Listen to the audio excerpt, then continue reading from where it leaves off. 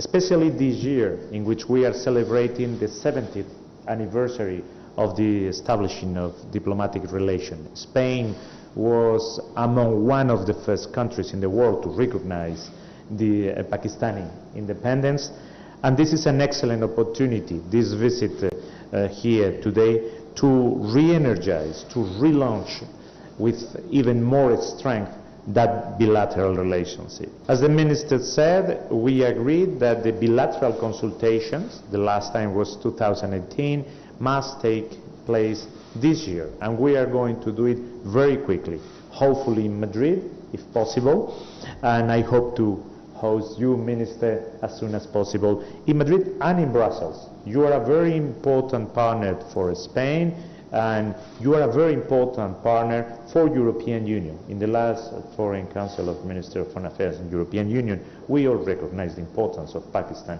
for the stability of this region. The reality of Pakistan is well known for me, even before coming for this first visit here to Pakistan, because there are more than 100,000 Pakistanis that live in Spain, that contribute to the strength and the well-being and the economy of Spain, and we are very happy to have them there. They are ambassadors of your country in mind, and I imagine that when they come back here to Pakistan, they are also ambassadors of Spain here in Pakistan.